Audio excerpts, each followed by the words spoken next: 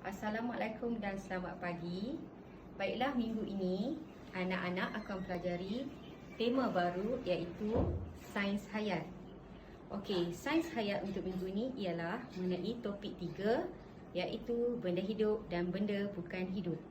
Baiklah anak-anak, sebelum teacher mulakan kelas, teacher hendak anak-anak ramalkan dahulu sama ada benda yang teacher tunjukkan ini adalah benda hidup atau benda bukan hidup. Okey, tengok apa yang ada dekat di sisi teacher. Okey, cuba teka. Adakah binatang ini benda hidup atau benda bukan hidup? Okey, teacher nak kamu fikirkan. Baiklah, yang kedua, cuba lihat apa yang ada di tangan teacher. Cuba teka atau ramalkan sama ada benda di tangan teacher ini adalah benda hidup atau benda bukan hidup. Okey, jadi kamu ada 2 tugasan. Itu teacher hendak kamu fikirkan sama ada yang pertama tadi yang teacher tunjuk tersebut adalah benda hidup atau benda bukan hidup. Dan yang kedua di tangan teacher ini adalah benda hidup atau benda bukan hidup. Anak-anak, okey, seperti teacher nyatakan tadi, topik kita pada hari ini ialah unit 3 iaitu benda hidup dan benda bukan hidup. Okay, anak-anak boleh buka buku teks muka surat 17 di mana anak-anak boleh lihat di sini gambar. Okey, gambar manusia, robot dan kucing. Baca perkataan di bawah tersebut. Apakah perbezaan di antara kita dengan robot? Okey, jadi anak-anak lihat dan bezakan. Manusia ini benda hidup atau tidak? Dan kucing, robot ini benda hidup atau tidak? Next, kita pergi muka surat seterusnya iaitu muka surat 18 dan 19. Okey. Di sini anak-anak boleh lihat banyak gambar dan di setiap gambar ini dilabelkan dengan berwarna kuning. Okey, apa dia? Pokok, burung, pondok, bunga. Yang ini semua teacher telah share dengan video di link YouTube yang teacher dah berikan pada kamu. 2 link YouTube iaitu benda hidup atau benda bukan hidup. Okey, teacher tunjuk ni hanyalah ringkasan sahaja untuk topik hari ini.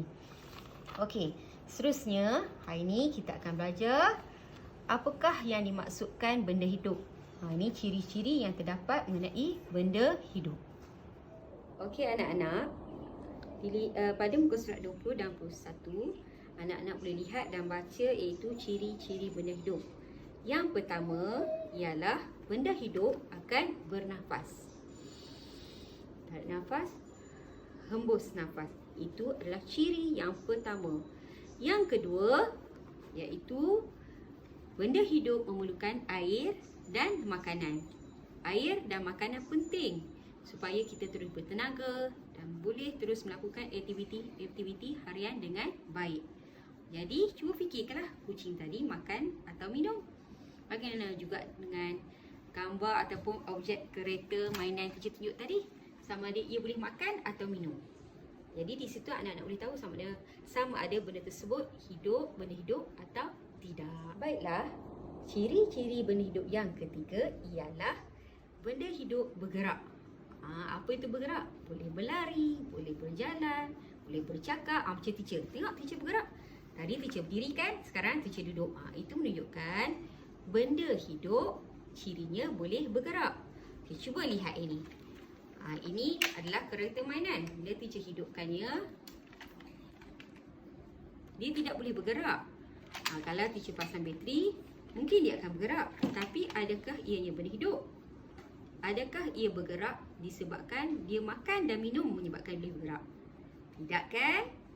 Okey, yang seterusnya, ciri-ciri yang keempat benda hidup ialah benda hidup membiak. Okey, lihat contoh ini. Okey, anak-anak, cuba lihat siapa di sebelah teacher. Okey, ini adalah anak teacher. Say hi. Hai. Okey, ini adalah anak teacher yang pertama.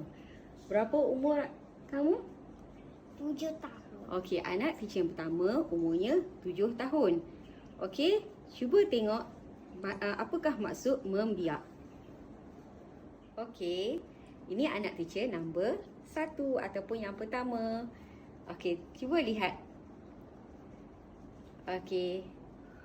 Tengok kamera. Okey, senyum. Hai, say hi. Hai. Okey, ini adalah anak teacher yang kedua. Berapa umur kamu?